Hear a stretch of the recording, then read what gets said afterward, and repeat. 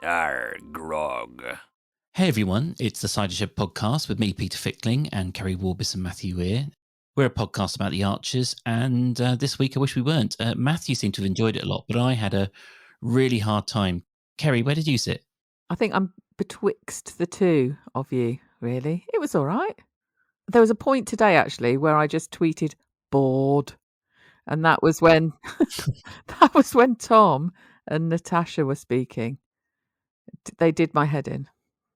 Well, what did we think about that? There was a lot of character reappearance this week, wasn't there? We had Natasha came back, Toby came back, and Peter had been pining for that, hadn't he? The return of Toby. Someone else that we hadn't heard from. Well, Leonard a bit more, yeah. Yeah, a bit more Leonard. Unfortunately, he had to get cornered by Pip. Captain Christmas, he was back. Oh, yeah. Yes. I tell you what, I mean, if people think my Kirsty voice is bad, there may be bad Welsh accents in this episode that sound like I'm from Goa in India, so I will apologise for that in advance. Oh, you're going to do impersonations? No. Oh. I'm not. Because Pat has a Welsh element, doesn't she? And Natasha and Phillip. Well, Natasha seemed to forget she was Welsh for the first scene, and then she only became Welsh in like scene 3, didn't she? Oh, I didn't notice that. Yeah, she was a little bit. Her accent was found wanting early on, and then she grew into it. I quite like her in as much as she represents me in the scene. My intense boredom, to build on Kerry's point, with Tom and his business plans, and my just total disdain for him. And she just says it all for me out loud. Can we just assume that whole time that Tom came back last week moaning about the apple crop, didn't he? And no pickers. And Natasha came back this week. I mean, we just have to assume that all this time they've just been arguing, like throughout lockdown, ever since she stopped helping Kirsty look for the lads on the streets, because they had one scene today and they started fighting about everything they always fight about, which is like, why do you always go to your family and tell them your plans before mine? Which is fair enough, isn't it? I think. And Pat was so passive aggressive over the mackerel pate, wasn't she? What was the secret ingredient? Capers and smoked sea salt, wasn't it? Oh yeah, what that you do with the final? What did she call it? Final pulse. Yes, and there was that moment where you felt Natasha wanted to say something, and then she was just like, just pushed it, and I reckon she just eyeballed her as that was happening, just staring into her soul. It was very petty on Pat's part. I thought, oh, that was lots of peas, wasn't it? Petty Pat. It was very petty on Pat's part, producing pate without peas. Capers. I didn't know capers were unblossomed roses. That's got to be bollocks, hasn't it? No, I looked it up on interweb, and it's true. Oh well, okay. Well, that's good to know. They're tasty, aren't they? I mean, they're sorry, I'm controversial comment there, but I like capers. I like capers too. Get them on your pizza later. I tell you what, a good tip if you've got like spicy seafood is to blend mayonnaise, a little bit of mango puree, and capers together, and you get a sweet salty mayo to dip them in. Oh, it's very good with prawns. Yeah. Whilst we're on the culinary front, because there was quite a bit of food flying around, fish finger sandwiches, they had them with ketchup, didn't they? And I think that's abhorrent. Agreed. What about you, Pedro? I operate a very broad church when it comes to both fish fingers and ketchup, so I think that gets a pass. Sounds quite nice. What's wrong with it? Mayonnaise all the way. Yeah, I'm going to there's a herby mayonnaise here, which is verging on tartar sauce, but it's not. And I like buttered bread. Yeah. Bit of that tartary sauce mayonnaise. And I tell you what, I'm going to upset some people here. Perhaps a slice of processed cheese. Oh, someone else said that today, and I called them a pervert. Oh, well, I mean, that's not the first time you've labelled me that, Kerry. Not on air. And it has to be white bread, I think. Yeah, it does have to be. I mean, but sometimes it's not always possible because you're maintaining to be better than that in your I was going to say in your wardrobe, in your cupboard or your press, as Pat called it. What do we think about the fact? Just, I mean, obviously, as we're opening with the food chat, which I didn't think we were going to do, but No, sorry. no, that's good. They have pate in Wales, apparently. Yeah, whale pate. Or yeah, possibly. I was thinking maybe that's why so many Welsh people went to the southern tip of Latin America, because it's Patagonia.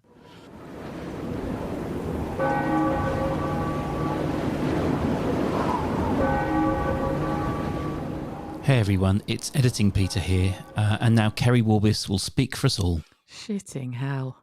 I don't have to fucking impress you two. We've got to remember Matthew's roots, Kerry, how he ended up here.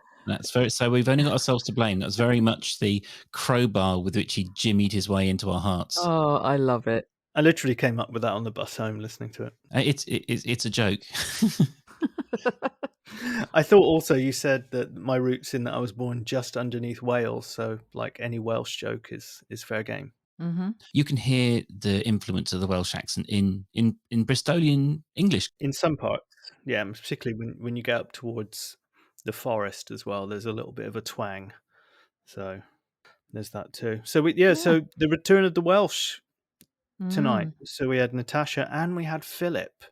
Yeah. Do they represent the Welsh people well on the Archers? I don't think they do. I quite like Phillip. Oh, shut up. He's sick. I like the way that Natasha was like, I'm not going to do the voice, but it's like, it's my business. It's my 8,000 maxed out credit cards, Tom. I don't want to be swallowed up by a Bridge Farm. I was like, wouldn't you want to be swallowed up by Bridge Farm? I can't remember what we're supposed to think, because I frequently say this about Justin. Justin used to be mega wealthy, and suddenly he's worried about money, and suddenly he's mega wealthy again. So with Natasha, was she pretend successful, and then it turns out it was all a house of cards, or is she still successful and she plays a bit fast and loose with her finances? Where is she? I don't understand, because what was the name of her business? Summerfield Lounger or something? I can't. Something nonsensical. Summer Orchard. Yeah, something fruity, wasn't it? But we didn't ever really actually find out properly, did we? There was lots of circumspect about the debts she had and the shopping that she was doing, and he found her bills, didn't he? She stupidly left them out on the table, but we didn't really find out the full extent of those. Do you think it was just to bring her down to earth? Because when we first heard about her, she was this kind of Joe Rogan of the supermarkets, kind of like being a kind of TED lecture maven going around the country. And Tom was coming back breathless with excitement about all of the the wonderful plans he'd learnt from her. And do you think it was to kind of humanize her and just make her a bit more accessible and sort of like relatable, that she was this person with a few debt problems and stuff? Yeah, probably, because she wasn't happy about them living in a pokey little flat and stuff, was she, either? So maybe her having enormous debt helped her just acclimatise herself to that fact. Yeah, he was very shocked about it, wasn't he? The level of debt she was under, but her perspective was purely business related. That's okay to have those debts because it will, we'll sort it out later. Could you see what the Pat thing was all about? Because I wasn't really properly paying attention, unfortunately. I was just dreaming of pate. The main issue was that it seemed that Tom was just floating the idea to Natasha. Hey, maybe it's time to move Summer Orchard to Bridge Farm. And then they got all snuggly and kissy, and she was like, oh, it really turns me on when you're optimistic, which obviously isn't very often with Tom. So she must get turned on like every 3.7 years. And then unfortunately Pat walked in and said something really inappropriate, like, oh, is Tom filling you in? Oh yeah, I remember that bit. Yeah, very deliberate. And then but it was like, is he filling you in on his plans? So he'd discussed it prior with Pat, and I think Pat was just there as being a blunt tool to clumsily mention that Tom was already talking about what he should have spoke to Natasha about before he spoke to the parents. Yeah, so she came in, lit the blue touch paper. Yeah, and it was I was expecting a blow up at the end of the scene, but it didn't happen. Well, no need, because she was feeling quite frisky. I guess, yeah. Yeah, her summer orchard. Sorry, Yeah. that was absolutely pathetic. I'm ashamed of myself. Yeah, you can edit both of those bits. Oh Well, no. it's the Pate joke staying in, my crap inflatable sex doll joke staying in. That's the...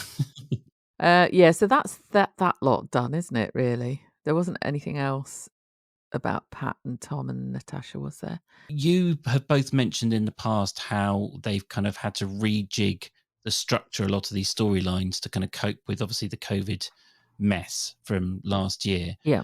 And this definitely felt like one of those situations, didn't it? It's like, okay, we've got to bring Tom and Natasha back online, so we need to throw half an episode down the toilet to try and get that done. Because, like you, Kerry, I was just, I was listening to it, and not in a kind of cruel way. I was just thinking, why am I wasting my time on this? It's so boring. Yeah. That was right at the beginning of the episode, wasn't it? About 5 minutes in, I think it was like, oh dear, I hope this perks up. And luckily it did, because Phillip appeared. He is. I mean, so here's the thing: is this goes back to Rust. This goes back to all what we say 1,000 times over. He's entertaining. Like, when Kirsty's sort of like, washing her hands endlessly, with guilt and anxiety about Blake. It's just, oh my God, I'm so bored. Or even some people are complaining about Blake this week when you're listening to Blake and Harrison, and these are worthy men trying to do good things, and with different levels of confusion and sort of understanding. But Phillip comes on, and both the actor and the writing, it's dynamite. Yeah. I mean, he totally sounded like everything is normal. I'm just going to chat to you in a very normal, quite jolly way, actually, about, being able to hear the birds and The rain. and, mentioned jumpers for some reason.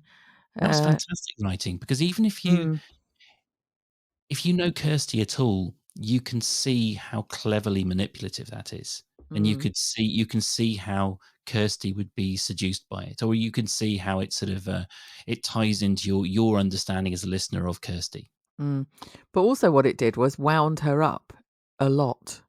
I thought she was just going to mess the whole thing up because she was getting too angry, and I thought she was just going to put the phone down.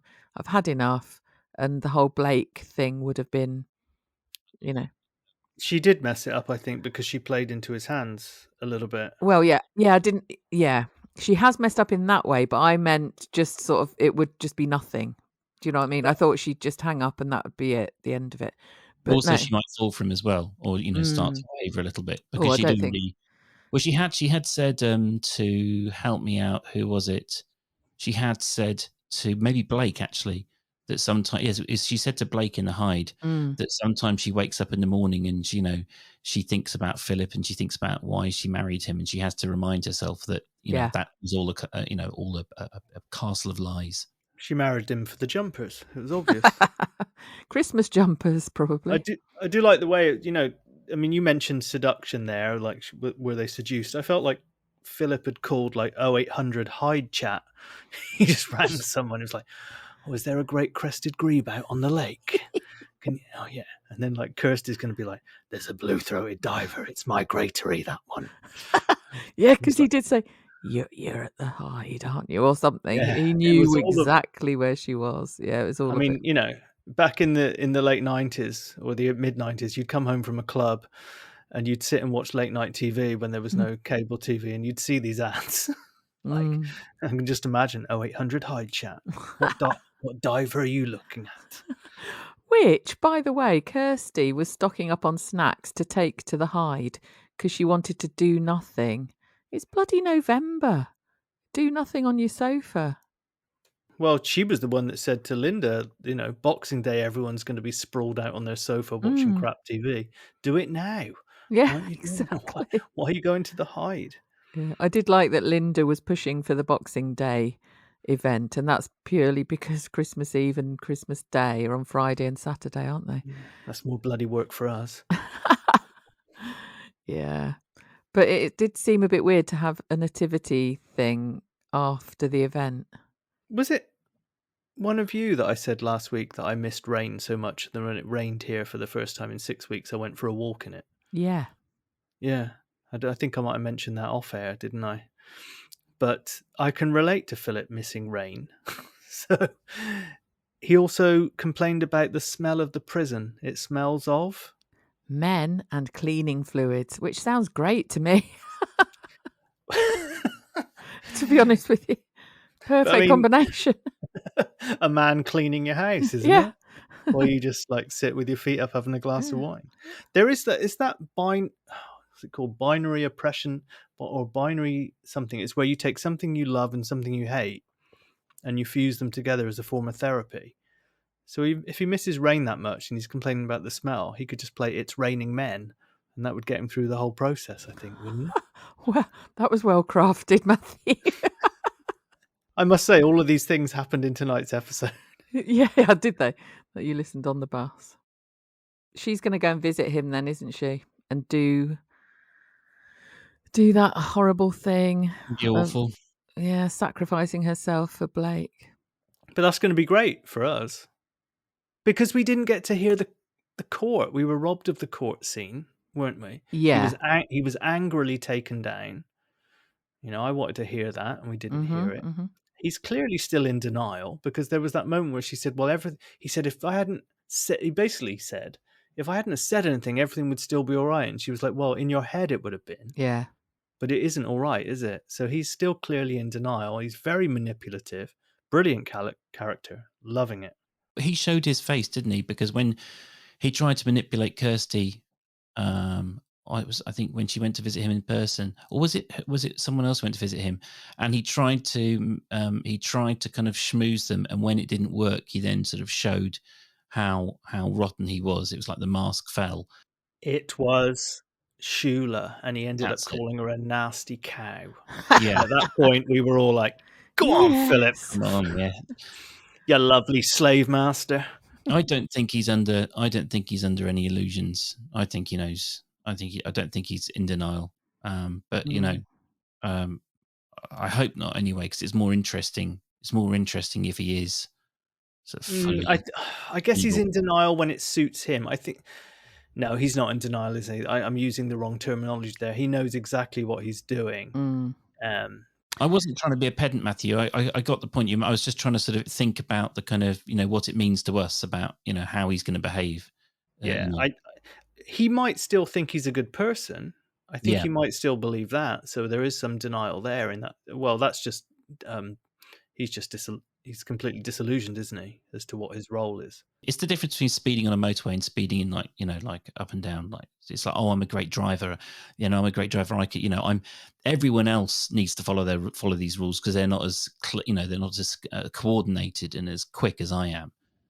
It's he might have that kind of denial where it's kind of like, look, yes, I operate around the grey areas and I might break a few rules, but I know what's best for people. He did actually sound properly scary, I thought, as well. When he was going, she let slip that she'd been dealing with someone else, and he went, "Who is it? Is it Blake? Is it Harrison?" And I was like, "Oh my God, what's he going to do to them? If somehow he's going to sort of take them down with his connections or something." I felt afraid for Blake and Harrison. I thought he sounded excited, but maybe it's both. Maybe he was scary, and I thought he sounded kind of energized, like he'd sort of like pounced on an opportunity. A bit like Shula, feeling all invigorated. Oh God, yeah, nervous and invigorated. Yeah, wasn't it the suspicion that she had a lover from God. Lillian, which she shut down immediately and said, "What did she say? Oh God, no, it's too much hassle or something." I haven't got time to have a lover called Neil. What are you talking about? Why would they were sort of popping champagne, weren't they, immediately after just a sort of half-assed maybe about her business plan? Nonsense, isn't it? Ugh. Yeah, and what was the business plan? Basically, we'll do the place up. Yeah, it was like, we can teach younger children and we can get professional riders in to teach adults who have ambition. She basically said to Justin, look, Tories at the front, twats at the back. And he was like, oh, okay. And they went for it. Yeah, it was very odd, wasn't it? And Lillian said, oh, just use a couple of these buzzwords that he loves. And, it'll all work out fine. And it did. Yeah. It was really got a big implausible. old lounge pant teepee listening to the pitch. You can hear the script writers meeting, or sorry, not the script writers. That's unfair. What's it called? The editor. You can hear the editors meeting where they're like, "Look, everything takes place in the Bull, or it takes place here. We need another venue for things to happen." And it's like someone chimes in. Well, there's always the stables, and then and out falls this plot. Like a poo dropping out. I will say though, great characterization of Justin is that he goes into the Bull like I was going to say like he owns the place, Yes. but no pickled onions for Martin. And then, but when he goes up to order the fizz, he doesn't say, "Excuse me." He goes, "Toby, over here." And having worked in bars, I don't care who you are. You don't speak to the bar staff like that, even if you own the place. I bet he clicks his fingers at waiters. Yeah, and that's a true. People say, money doesn't buy class. Well, there you go. Yeah, he's horrible, really horrible. I tweeted that I hoped that the grey man can somehow be Justin, and that got a lot of likes. Well, we've got the inside track on who the grey man might be. We'll have to keep quiet for now. But, Yeah. Oh yeah. Oh yeah. Doesn't like cyclists. Oh, nice one. Yeah, they should be off the road. They don't pay taxes, do they? But the lounge pant thing, guys, do you have lounge pants? And what are they? Aren't they his purple Crush for Law matching jumpsuits? I tell you what I think lounge pants are. Mm. I think, and they've crept into H&M during lockdown as a kind of a modern thing for younger people. They are pants that look quite smart at the bottom, like pants you could wear to the office, trousers. Sorry, because I do have to explain that pants are trousers and what the difference is to my students and what pants might be if they go to the UK, and not to say like if they're invited to a party and just wear pants. Beware. But they have an elasticated waist. Ah, okay. So you'd see them on the back of a Sunday colour supplement. Yes, you sort remember of those thing. ones you used to Ugh. see in those supplements? Exactly that. I wonder if he wears those grey shoes that have Velcro as well.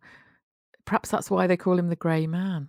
Well, the grey slipper man. Yeah, I did quite hope that they were pants and not trousers. That Justin just wanders around the house in lounge undergarments. Ah, you think this is where the confusion came from? Because a lot of UK listeners thought he was just in like his Y-fronts walking around the house. That would make a lounge pant teepee all more disturbing, wouldn't it? It would. But they do have blue pills in that house. We know for a fact because Lillian slipped some to Robert. True. Oh, God, this is one thing awful. I mean, to hate on Justin a little bit more, when Kenton said they were cancelling Halloween out of respect for Bert, and Justin just went, ugh. I was like, oh. I mean, people might think we were disrespectful to Bert last week, but we were from the outside looking in. Justin's in, and he's being horrible about it. Yeah, and he kind of went, well, can't you just do some sort of watered down version of it? And then Kenton said, well, the centrepiece was a whispering graveyard with open coffin. What was it? Had they made it out of papier-mâché? Had they hired it? What size was it? I don't know. A whole graveyard? What? I don't know, but I want to go on it. And I don't mean to go on the thing in the coffin. I want to go on the tour. What tour? On the Whispering Graveyard. I presume they were going to do some kind of little tour around a graveyard or something. Oh, I thought it was he was having an object in the pub to sort of make it Halloweeny in there. Oh, I don't know. God This knows. is how ridiculous the Archers is that we can even contemplate these levels of production value. I thought there was a Whispering Graveyard in the pub garden or something like that. Oh, right, okay. Well, even so, that's just but it under the circumstances. But yeah, an open coffin is pushing it a little, isn't it? Conversely, Lillian got in touch with Roman, didn't she? Yes. To help out Linda with casting for the mysteries. And to replace Bert as God. This was the issue, wasn't it? Because obviously Bert is gone, so he's not going to play God anymore. And she was like, well, she's found an actor who'd played a corpse in Sherlock and Peaky Blinders. I was like, well, if you're going for method, just get Bert back. He is a corpse. Yeah. I know. It was quite good that they were getting potentially a woman to be God. That was quite out there. That's very woke of them, isn't it? Isn't that what happened in Tales from the City with Emma Thompson all those years ago? Didn't she play the role of God? Ooh, I don't know. Bit of satire incoming. Looking at the mess of the world, I don't think any woman would be responsible, so God probably is a man. Yeah. My chest hasn't gone yet, sorry. I'm going to edit most of those coughs out for the sake of the eardrums, but Kerry basically just dropped a lung on the floor, hacking her. All right, while we're doing that, I'm going to take a big swig of wine. Okay. Yeah, it's 3 weeks now I've had this fucking cough. Did you get a GP appointment? No, I've spoken to one. It's a viral thing. They can't do anything. A regular listener who is a friend of mine has just messaged me to say Lionel Blair has died. Oh no. Yeah. I mean, even if you're not a fan of, people, we're all old enough that Lionel Blair was a properly famous person on your telly, right? But I mean, he deserves 2 eulogies: 1 for his life, and 2 for the gift that was just not being a prick about. I'm sorry, I haven't a clue. Who can forget the tears of frustration welling up in Lionel's eyes as he failed to finish off 2 Gentlemen of Verona in under 1 minute. All of those, very good. All of those good lines. Also, we're dealing with the axis of give us a clue has now gone. Has it gone completely? Well, Una Stubbs and Lionel Blair. Well, Michael Aspel's still kicking around, isn't he? Can't be. He's made a pact with someone. He's made a pact with Phillip, hasn't he? Was there another presenter before Michael Aspel? I seem to think there was. What, in the whole world? Like, ever? No, he was the first presenter ever. Okay. I don't know. I always think of him, really, and Ask Aspel. I bet you don't remember that. Are any of them on your peculiar crush list, Kerry? Aspel or Blair? No. No, I know. I mean, it's difficult. You have a type in that they're all sort of strong personality men that you sort of have these, you lust after. Jay Rayner, Brian. And my mate Jay Rayner. Oh yeah, your buddy pal. Yeah. Oh yeah. Well done, Matthew. Well, I don't deserve any of the credit. The credit has to go to Babs, Barbara. But for what, Matthew? For those who don't know. Yeah, go on. Tell everyone the good news. Well, I've been unblocked by Jay Rayner on Twitter, and I was just going to make a really bad joke. Then I'd love to be unblocked by Jay Rayner. You'd love to unblock Jay Rayner. Kara's about to get blocked by Jay Rayner. Oh God. Oh dear, but sorry. No, just to give credit, Barbara, who listens to us in Canada, she did sterling work campaigning Jay. I think it was on Tuesday night, and he eventually relented and said that I'd sounded so pained that he'd unblocked me, and then he said, "Don't be a comma, That was it. So who knows? He's a good egg, you see. Yeah, I have no idea honestly, I have no recollection of ever having any. Well, there is no any record of me ever tweeting him. So who knows what it was? Well, mistaken identity, maybe. Tweet him all the time now. Terrible shit, yeah. Yeah, you'll regret it soon. So, God is now a woman, or maybe actually Michael Aspel could do a good God. But anyway, yeah. Michael Aspel, by the way, is forever famous for me for having Oliver Reed as a guest in the mid to late 80s, which I watched that live with my parents, not knowing who Oliver Reed was. Is that the one where he comes on really sort of dancing and taking his jacket off and being very, very, very pissed? He comes on with a stein, and in that stein is a cocktail of some description with his tie tied around his head, Rambo-esque. Mm-hmm. Yeah. And I remember my dad at one point was going, in a minute, he's going to put that tie on and say, that is acting. And I remember even as a kid thinking, no, he's shit-faced. Yeah. He's not acting. He's bollocksed. A mate of mine used to live near his big, stately, home. That pile he bought. That's why he did all those terrible movies, was to earn the money to try and do this big house up. And there's a whole list of pissed Oliver Reed stories he told me. But the one I liked the most was that every day he put a fiberglass rhinoceros at the front gate of his stately home, which you'd have to drive past. And every day he would take one lone spadeful of horse crap and put it behind the rhino.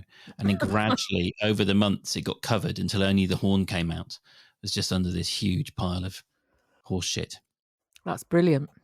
Yeah, just any. So it says something very good about someone that they would dedicate so much of their time to a sight gag or a silly gag like that. Yeah. I think one of those things that's lost these days with the instant nature of the news on the internet is that we no longer see these stories as charming, we see them as shocking. Whereas if we hear about these stories years later or in after dinner speeches, they're funny, like Richard Harris, Peter O'Toole, Oliver Reed doing these things. Whereas if there was paparazzi following them the whole time and TMZ was reporting on it the next day, it wouldn't have the same charm. Do you not think? Well, Kerry and I, one of the first things we ever bonded over was the Richard Niven book, Something on the Moon. Oh, David Lasso Niven. the Moon. David Niven. The moon's a The balloon. moon's a balloon. Yeah. Lasso the Moon is the dating site in 1990. Sorry. Yes, and it's also in It's a Wonderful Life, isn't it? Yeah, it's from It's a Wonderful Life, isn't it? Yeah. I've got that book knocking around somewhere because I bought it so that Kerry and I could do a little mini book club. Oh yeah. So anyway, it's somewhere in my house but anyway, yeah. To your point that that book is basically just a giant request to be cancelled. And I'm not about to go on some kind of anti-woke screed, but it's a more innocent time. Well, not it's a less innocent, but a more innocent time when you can kind of like like you're saying, just kind of look back and sort of like squint a bit and go, oh yes, and just laugh along. I bought a copy of that book years ago in a second-hand shop, and it was riddled with some kind of woodworm that had been eating the pages. Oh, that's So nice. I don't think I kept it for that very reason. I read it when I was quite young, actually. It was on my parents' bookshelf. It probably shaped me. I would recommend anyone to look up on YouTube Peter O'Toole, Best Story Ever Told, and it's about the Dawson Lounge on Dawson Street in Dublin, which was a tiny little bar, which was pretty much a corridor, advertises itself as Dublin's smallest pub. Just look that up. Okay. Maybe we can put a link to that. Talking of bars, we were just talking about Kenton being hectored by the odious Justin barking orders at Toby. And of course, I sort of startled when I heard Toby's voice back in the bar chatting to Kenton about shifts, because that was the original scene, wasn't it? That Toby was going to be sent home potentially. And then of course we hear him at home the next day with, I would argue, the least likable character in The Archers, Pip. Yes. Fit though. Oh, you answered that on a tweet, didn't you? So someone said, can anyone name one redeeming characteristic about Pip? And you just went, she's fit. Didn't you? I mean, is she? Yeah. Do we know this? Yeah. Is it in your mind, or what's the evidence? The actress.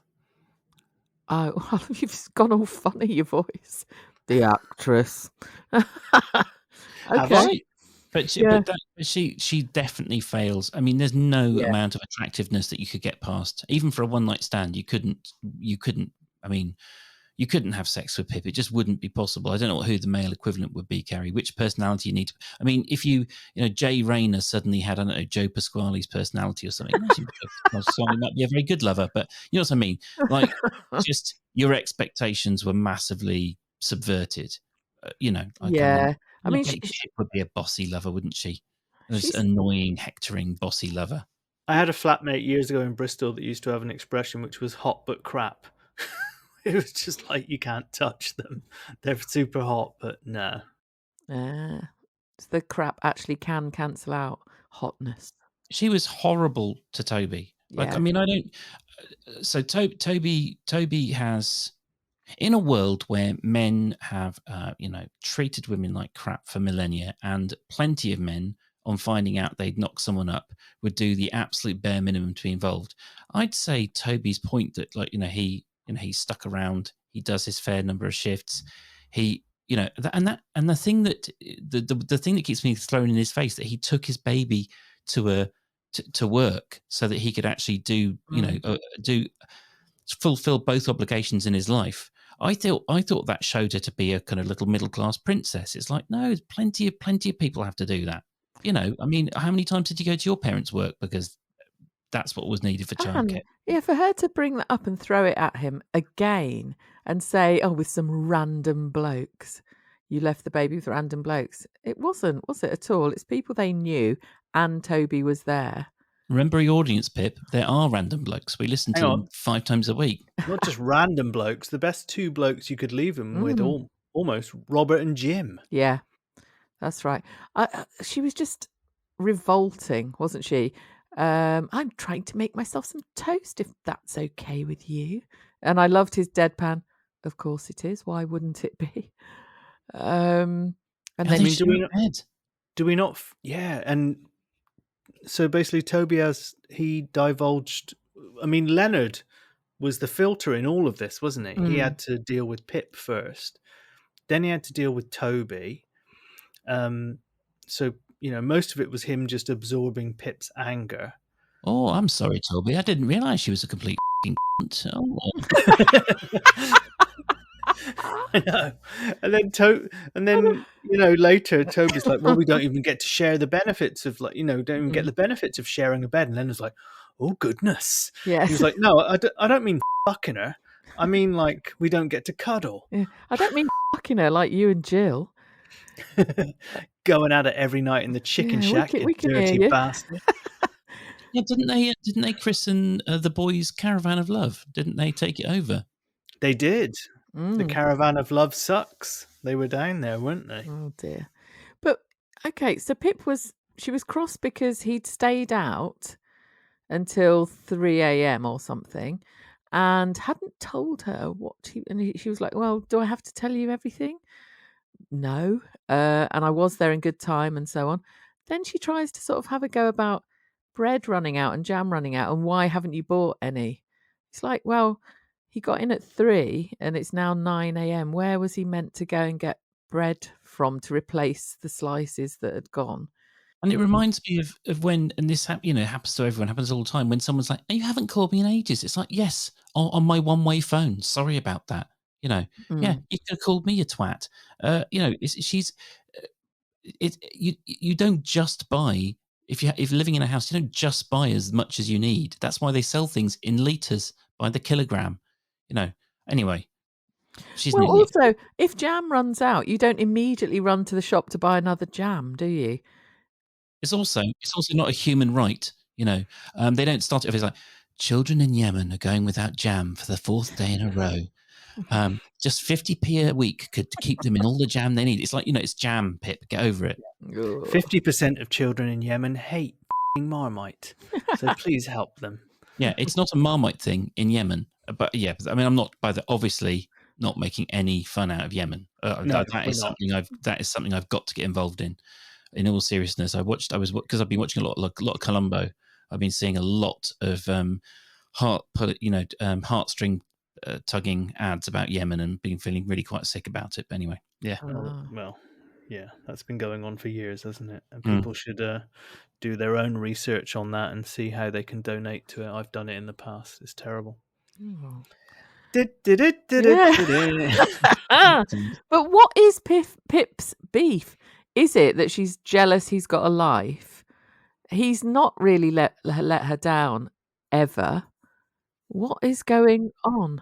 Because he can go out to 3 o'clock at night and someone will want to go home with him. And the only time it's ever happened to her is with him.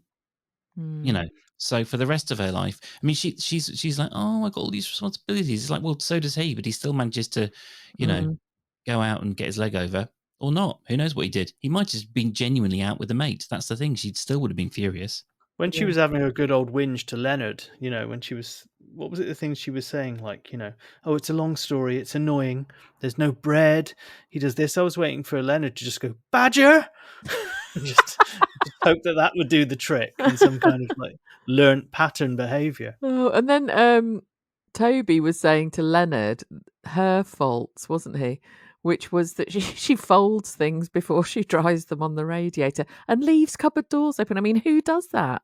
And Leonard went, I don't. You went, of course you don't, because you're normal. She also walks barefoot around the kitchen. Oh, yeah. Yeah. I don't see a problem with that, to be honest. He said that was grim. Well, her feet must be minging then. Do you think this Badger storyline was an in joke? Because the actor's name is Daisy Badger, isn't it? Who plays Pip. Oh. So maybe it was some kind of in joke that they all used to shout Badger when she shows up, and then they inserted it into the storyline. Are you suggesting that Daisy's typecast as a hip but odious person? No, I'm not saying that. I mean, one thing we heard at the very beginning of the week, that one of the first things Toby mentioned was the loss of Trevor, and we are bereft, aren't we? We've missed him. Oh, I missed that. I didn't realise we'd lost Trevor. He's gone, is he? Yeah, he's gone. He said that he'd seen. He was talking to Kenton, saying that he'd seen Rex talking to him outside the village shop, and Kenton and Toby just shared another anecdote about how boring Trevor was, which really got on my nerves. Yeah. I mean, the more I thought about it last week after the show, they were really bad to him, weren't they? Yes. Like he was in, what are the 5 stages of grief? I can't even remember what they are. And we're meant to be experiencing. We're meant to. Aren't we meant to sympathize with the fact that Ben is having some grief and that Rex is having some grief, but Trevor, who is the son of the guy who's died, he's a boring. I know, it's abysmal. Will he return for the funeral, I wonder? I hope so. Yeah, maybe. Did you know? Is it going to be like the wedding scene in Kill Bill? Is he just going to walk in with a machine gun and mow everyone down? I hope so. I was like, there, I told you about the Tramway 48 class. Now I'm off. He's too good. I mean, hopefully some of the feedback will, have got to them and they'll realise that he's... and Julian Ryan definitely sounded like he was having a lot of fun doing it. Yeah. So even if it's just an occasional visit, he'd be very, very welcome. Who can they pair him up with? Joy? Oh, that would be absolute. He's married though, isn't he? Trevor's married, happily married. Oh, Barbara, yeah. Yeah, sandwiches. Wasn't Natasha's ex called Trevor? Oh, that would be funny. Yes, I think you're right. No, I can't see. No, I don't think. I don't think Natasha would. That Yeah, I think Joy. That would be lovely. So Trevor's brokenhearted. Barbara's left him. Comes back to Ambridge to see his, all his buddies, and then it might be too much though. Joy and Trevor in the same scene. I'm not sure I could handle it. Oh, I could. Yes. Hey, what about Blake and his Stockholm syndrome, where he thinks he's 14 islands with more than 50 bridges and wears blue and yellow all the time?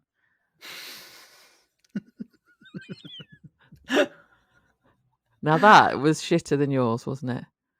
It's some tough Yeah, competition. but at least I laughed, Kerry. Peter's going to have to edit in laughs. I laughed at yours, didn't? Oh no, I didn't. I said shitting hell, didn't I? I think. Yeah. Soz. I was knocked onto my heels. I don't know if I human emotion was beyond me. I was kind of just like, ugh. But yeah.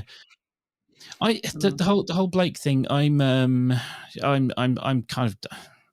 I'm trying to regenerate my interest in the whole thing, and I'm trying to remind myself it's almost like a new plot. But I am sort of a bit tired of the whole thing, and I don't really care enough. He is getting tougher as a character, though, isn't he? Because when he went round to Harrison's in later, when he went round to his house in Tuesday's episode, Harrison was clearly waterboarding a suspect, and he just continued to chat to him throughout the whole thing. When he's hosing the orchard tables. Yeah. But well, also, that's what he calls it. Yeah. But also Blake did say, I don't care what you think, to somebody. Can't remember who it was now. He's biting back more, isn't he? Like you say, he is getting a stronger character, I think. It's very specific to Phillip and Gavin, though, isn't it? It's like, it's when people are jeopardizing. Yeah. They're messing with his, because, that's his certainty. That's where, that's what all of his kind of, they're his moral compass. No matter he how said, if you're not is. wearing your uniform, I don't have to talk to you, didn't he? Yeah. He had that kind of awareness. Mm. But do you not want to know who the man was who bought him eggs, chips and beans?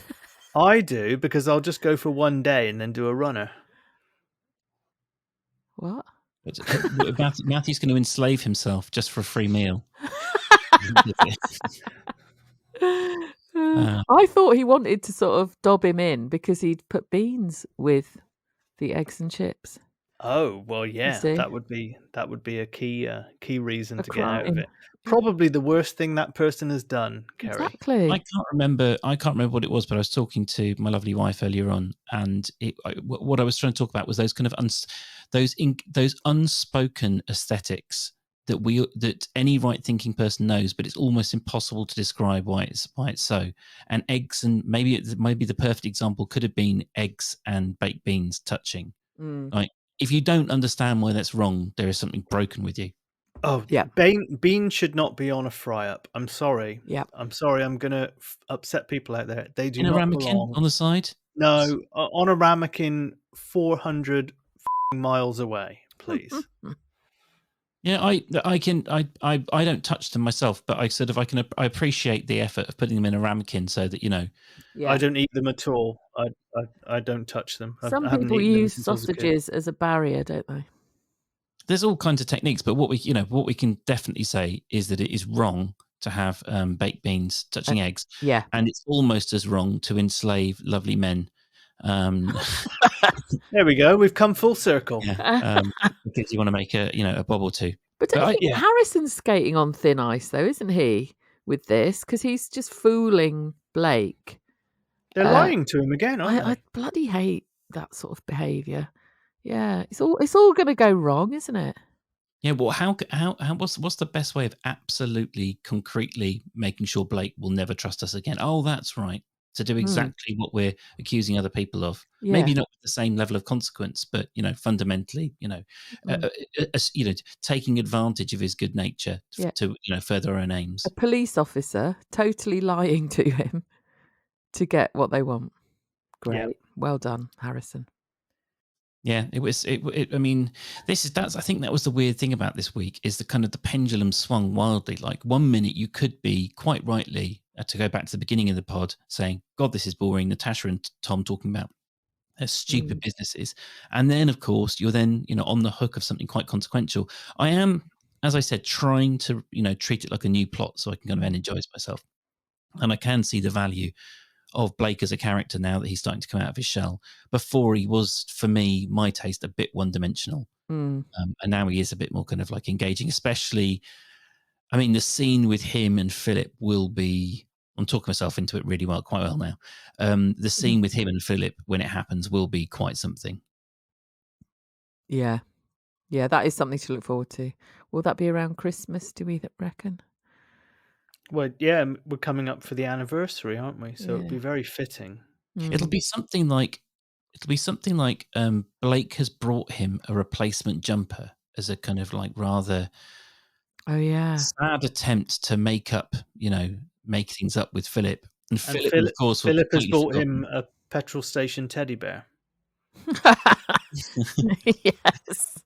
But when Phillip completely fails to remember this hugely important jumper or something silly like that, that'll be the moment the scales fall from his eyes and he realizes how transactional, He'll get really angry with him, won't he? I think, as well.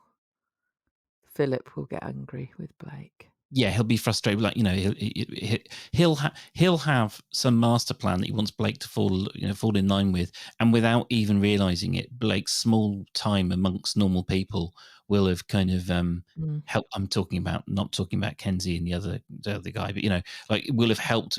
He'll have subconsciously absorbed some of that kind of sense of right, that sense of his own self-determination. This is ruining all of my predictions that either Blake will end up with a part in the Mysteries playing God, I hoped that as well.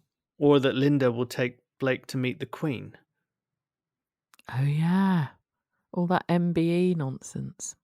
Yeah. He'll be like, meeting the Queen, go, "Hello, Mrs. Queen. Could you get Mr. Moss out of prison?" He's not West Country, is he? You've done that. You've done that in the past, Kerry, and you've infected my brain. I'm sorry. Yeah. That would be so good. Yeah, could you get Mr. Moss out of prison, Mrs. Queen? I know you've been a bit poorly recently. For God's sake, please don't croak over Christmas when Matthew's visiting, because that'll send the whole country into fucking insanity. Oh yes, it could happen, couldn't it? Oh dear. Some of the grouting in one's shower is all nasty and black. One wouldn't couldn't pop in there and give it a little scrub, could you? Yeah, because the Queen and slaves, she got a good record. Oh, good one. Yeah. She's got form. Yeah. Mm. Luckily, Philip's not around anymore. Oh. Yeah. Different Philip. Yeah, different Philip, the Prince. I mean, I had a bit of a soft touch for Prince Philip. I mean, he was a very, very entertaining man. Obviously not particularly politically correct gentleman, but just purely for entertainment's value, he was quite something. Entertaining for all the wrong reasons. Exactly. Yeah, not necessarily agreeing with him so much as sort of appreciating his work. Also, just before we go, what about Roy getting loads of hits on his dating app, pinging away? That wasn't it? Just he must be very good looking then, because he's another Pip. Like, there you go, Kerry. There's the challenge. Let's say that you've the looks of Jay Rayner or Brian Ferry, but with Roy's personality. Did you do it? No. Exactly. Yeah. Yeah, that is a good one. No. Absolutely not. Yeah. And like Kirsty with Roy and then Kirsty with Philip. It's interesting, isn't it? Her two men. Yeah. Well, I saw some chat on Twitter that Roy and Kirsty will get it on the eve of the divorce settlement. I reckon they'll get it on when she comes back from her prison visit with Philip. Ooh. I don't want to hear that. Don't make me hear that. Well, we're not going to hear it, are we? Well, we've heard other stuff. We've heard Ian and Adam. We've heard Jolene and what's his chops? You're talking about the shower now? Yeah. Oh yeah. I mean, there's been lots of moments. Oh, we've heard Linda and Robert. Yeah, but I cracked one off to that. But there was a Brian scene as well, wasn't there, where he was shagging with Siobhan? Brian was in the bath with Siobhan, wasn't he? I thought they were at it. Well, I mean, she might have been like helping him out a bit. Oh yeah, I mean, Kirsty and Roy, they're gonna get together at some point, aren't they? Well, I'm having that week off. I'm not gonna be involved in that. Thank you very much. Well, what's their celebrity name? Roysty. Yeah, it would have to be, wouldn't it? Or make it happen. Well, this is. If you want to get rid of me, start talking to the scriptwriters. Just get lots of Kirsty and Roy action until I'm eventually driven away. Just I just fade. That's our ambition, to like feed stories to the scriptwriters till you vanish altogether, Peter, through disgust. So that would be an extraordinary act of cowardice, rather than just putting your hands in the air and going voting 1, 2, 3. Oh, look, you're out. We can't do that because Pat Brown wants us to do this forever. So the three Muppets. Yeah, apparently, yeah. Pat said we can never turn against each other. Not that we would. No, it's all been done before. Yeah, not original, is it? Yeah, exactly. You can't lose your virginity twice. It's like the Coven of Witches, isn't it? We know what we're doing. Yeah, I mean, this is the thing for better or worse. For better or worse, that we are all painfully known quantities on and off air. So I feel like we've done a thorough job of getting through what was quite, because what I said before the show to you guys was that I thought it was going to be difficult to have a fairly coherent conversation about this week because it was all quite bitty. I'm not saying we've necessarily done that, but I think we got pretty close.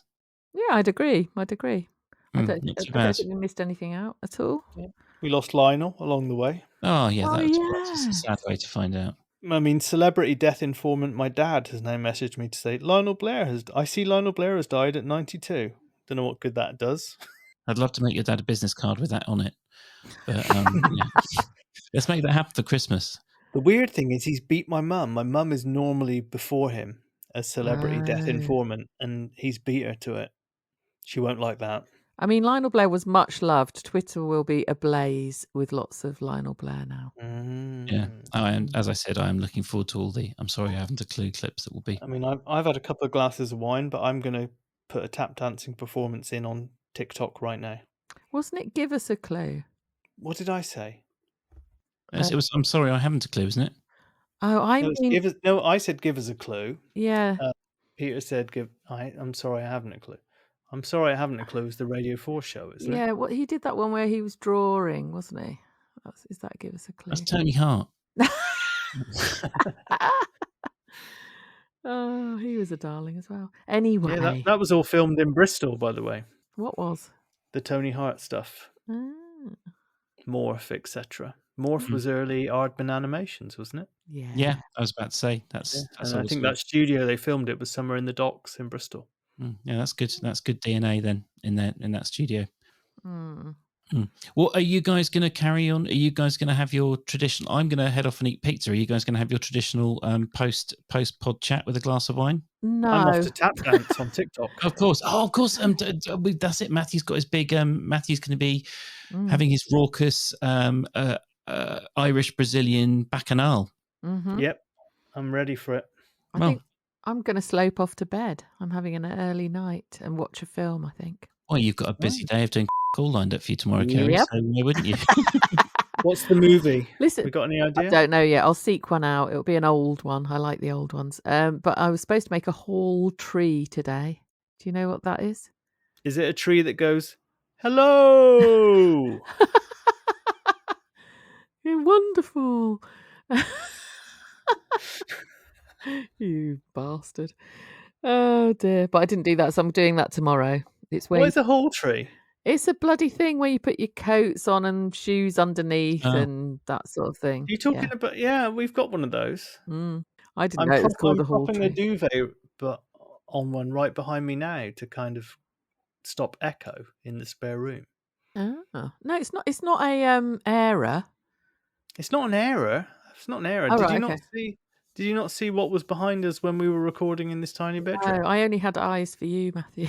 I know, and my knees. You were rubbing them the whole bloody time. No, yeah, it's because the duvet was already in place. That's why. Yeah.